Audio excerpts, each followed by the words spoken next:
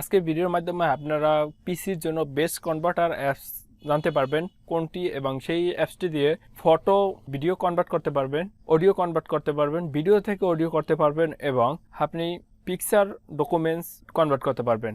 সবচেয়ে মজার বিষয় হচ্ছে আপনি যদি ভিডিও কনভার্ট করেন তাহলে আপনার রেজলিউশন ঠিক রেখে কনভার্ট করতে পারবেন।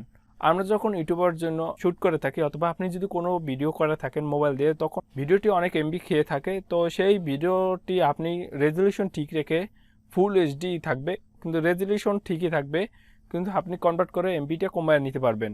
এক্ষেত্রে আপনার মেমোরিটা অনেক সেভ হবে। তো কিভাবে এটা করবেন, কোন অ্যাপসটির মাধ্যমে, সে ভিডিওর মাধ্যমে দেখাবো। তো চলুন ভিডিওটি শুরু করি। ভিডিওটি ধৈর্য সহকারে দেখুন, তাহলে আপনি জানতে পারবেন আপনার পিসির জন্য বেস্ট কনভার্টার অ্যাপস কোনটি। পিকচার অথবা অডিও কনভার্ট করার জন্য যেই অ্যাপসটি প্রয়োজন হবে সেটা হলো ফরম্যাট ফ্যাক্টরি। আপনি ক্রোম ব্রাউজার থেকে অথবা গুগল থেকে আপনি সার্চ দেবেন ফরম্যাট ফ্যাক্টরি লিখে, তাহলে আপনি সেটা ডাউনলোড করে নিতে পারবেন। তো এটা ডাউনলোড করে ইনস্টল করার পর আপনার মাঝে এরকম চলে আসবে। আপনার ক্ষেত্রে এই যে কালারটা আছে, কালারটা অন্য কালারও আসে। আমার যেই ফরম্যাট ফ্যাক্টরি অ্যাপসটি আছে এটা ভার্সন 4.6.1। তো আপনার ক্ষেত্রে অন্য কালার থাকতে পারে, সেই জন্য স্ক্রিনের উপরে ক্লিক করবেন, সেখান থেকে বিভিন্ন রঙের কালার আছে, সেগুলো আপনি এখান থেকে সিলেক্ট করে দিতে পারেন। আপনার মনের মতো যে কালারটা আপনার ভালো লাগবে সেটা এখান থেকে সিলেক্ট করে দিতে পারেন। আমার কাছে কনভার্টার হিসাবে এই অ্যাপসটি খুব ভালো লেগেছে। তো আমি একটা ভিডিও আপনাদেরকে দেখাবো কতটুকু সাইজ আছে দেখুন। আমি যদি ডিটেলসে যাই তাহলে আমার এটা কিন্তু ফুল এইচডি এবং 911 এমবি। আপনি এটা দেখে রাখুন। আমি যদি এটা কনভার্টার নিয়ে ছাড়ি তাহলে আপনি এখান থেকে অডিও করতে পারেন, তারপর ভিডিও করতে পারেন, ফুল এইচডি 3GB কনভার্ট করতে পারেন। তো আমি MP4 কনভার্ট করব। আমি চাইতেছি যে এটা রেজলিউশন ঠিক রেখে শুধু এমবির সাইজটা কমায় রাখি। তো আমার এটা এমবি ইউজ করছে 911 এমবি। তো আমি 911 এমবি এটা রিমুভ করে দেখি কতটুকু আনতে পারে এই ফরম্যাট ফ্যাক্টরি অ্যাপসটিতে। আমার রেজলিউশন কিন্তু ঠিকই থাকবে। আপনি যদি ইউটিউবের জন্য ভিডিও করে থাকেন তাহলে প্রথম যখন শ্যুট করেন, ক্যামেরা দিয়ে শ্যুট করেন, তখন অনেক এমবি এটা নিয়ে নেয়। তো আপনি যদি ফরম্যাট ফ্যাক্টরি অ্যাপসটি দিয়ে MP4 কনভার্ট করে মেমোরিতে রাখেন তাহলে দেখবেন অনেক এমবিটা কমে গেছে। তো একটু অপেক্ষা করতে হবে এখানে আপনার। আমি একটু ফাস্ট করে দিতেছি ভিডিওটা। আপনার এটা বেশি সময় লাগবে না, এটা খুব ফাস্ট হয়। যে ভার্সনটা আছে এইটার ভিতরে আপনি একসাথে 4টা কনভার্ট করতে পারবেন।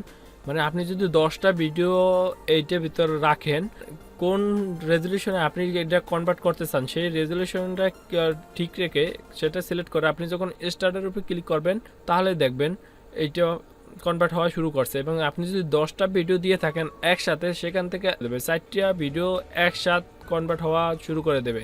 আপনি ভিডিও দেন, অডিও দেন অথবা পিকচার দেন, এটা কিন্তু সব ধরনের কনভার্ট করতে পারেন। এবং ডকুমেন্টসেও কিন্তু আপনি কনভার্ট করতে পারেন।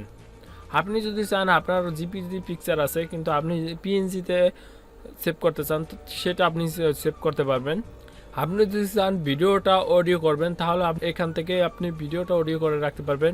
এই অ্যাপসটি খুব ভালো একটা অ্যাপস, তো আপনি ইউজ করতে পারেন। তো কনভার্ট হওয়ার পর আপনার এখানে একটা নোটিফিকেশন আসবে এবং একটা সাউন্ড হবে যে আপনার এটা কনভার্ট হয়ে গেছে। তো আমি এটা কেটে দিচ্ছি। এখন আমি ভিডিওটা দেখাই কনভার্ট হয়েছে।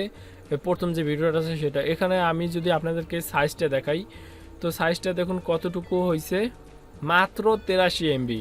আমার এটা 911 এমবি আছে, সেটা কিন্তু মাত্র 83 এমবি হয়েছে। এবং রেজলিউশন আপনি যদি দেখুন যে ফ্রেমটা আছে যে 1920 এবং 1080।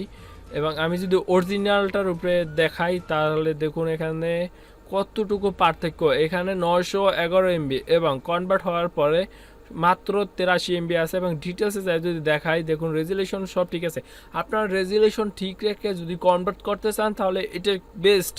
আপনার সব কিছু ঠিক আছে, শুধু এমপিটা এখান থেকে কিন্তু কমাই দিচ্ছে। এখন বলতে পারেন যে ভিডিওটা সাইডে দেখাই। তো ভিডিওটা দেখুন, আমি এটা ভিডিওটা ওপেন করছি, কতটুকু এইচডি, একদম ফুল এইচডি। কিন্তু এখানে আপনার অরিজিনাল যেরকম ভিডিওটা থাকবে ঠিক তেমনই ভিডিওটা হবে, কিন্তু শুধু এমবি কমে যাবে। তো দেখুন কত সুন্দর অ্যাপসটি। আপনি যদি এখনও ইউজ না করে থাকেন অ্যাপসটি ইউজ করতে পারেন। তো আপনার কনভার্টার ক্ষেত্রে খুব ভালো একটা অ্যাপস এটি। আপনি যদি এখনও ভিডিওতে লাইক না দিয়ে থাকেন প্লিজ ভিডিওতে একটা লাইক দিন। আপনার মূল্যবান কথাটি কমেন্টের মাধ্যমে জানাতে পারেন এবং আপনি যদি আমাদের চ্যানেলে নতুন হয়ে থাকেন প্লিজ চ্যানেলটি সাবস্ক্রাইব করে আমাদের পাশে থাকবেন আর যদি অলরেডি চ্যানেলটি সাবস্ক্রাইব করে থাকেন থ্যাংক ইউ সো মাচ।